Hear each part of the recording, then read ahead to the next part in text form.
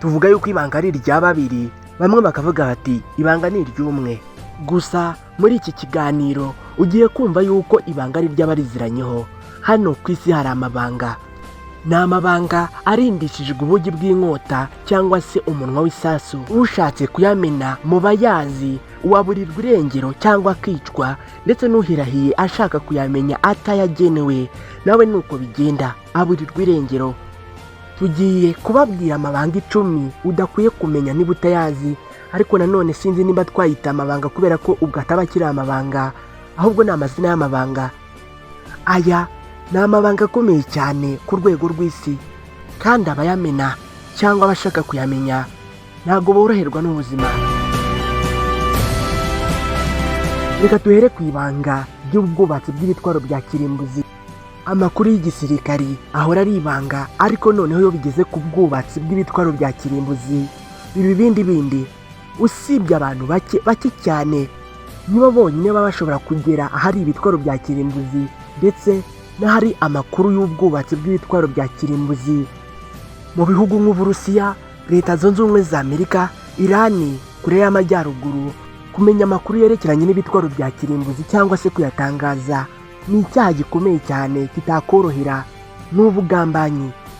Nk'ubwo uwitwa Julius ndetse na Ethan Rosenberg bo muri Leta Zunze Ubumwe za Amerika barishwe bashinjwa guha amakuru ubumwe bw'Abasoviyete cyangwa se Uburusiya y'uburyo bubatse atomic bomb.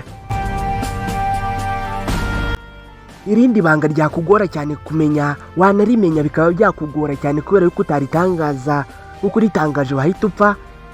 Ni amabanga yerekeranye n'imiti ndetse na za virusi n'ubushakashatsi bubikorwaho.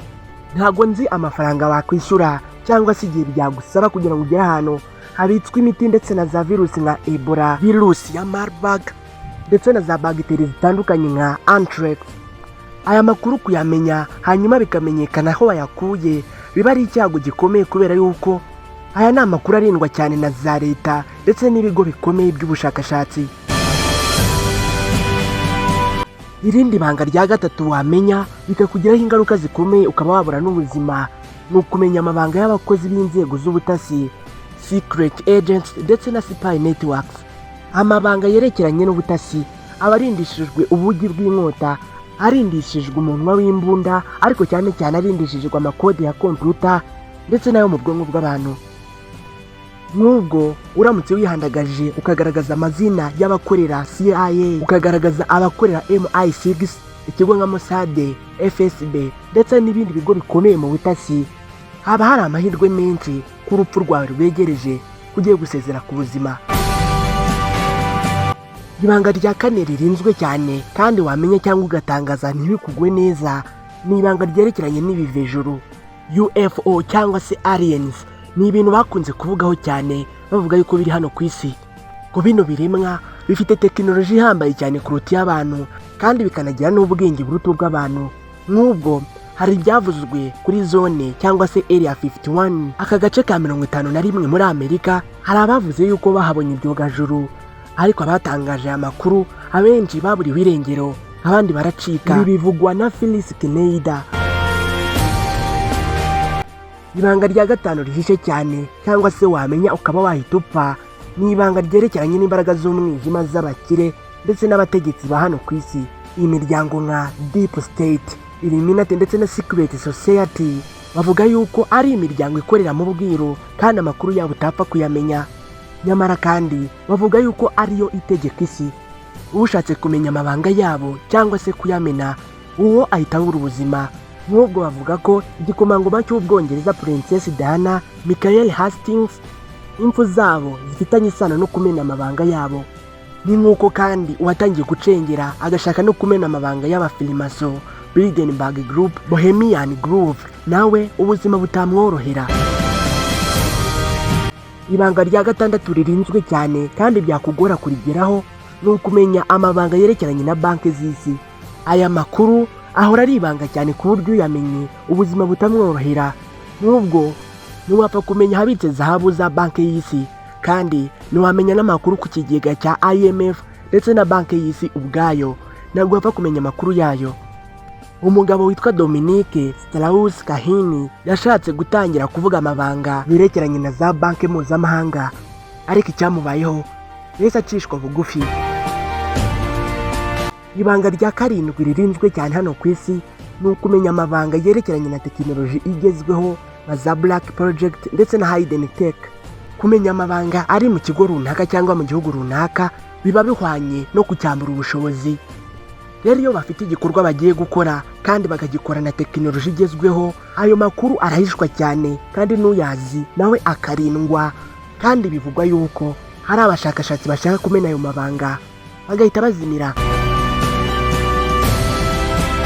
Ibanga rya 8 rikomeye cyane kandi ririndishijwe ubugi bw'inkota ni ibirebana n'imijyi iri munsi y'ubutaka abantu bahungiramo isi igize ibyago, cyangwa se ikigo cy'ubushakashatsi bwo ku kirere HAARP cyo muri Amerika.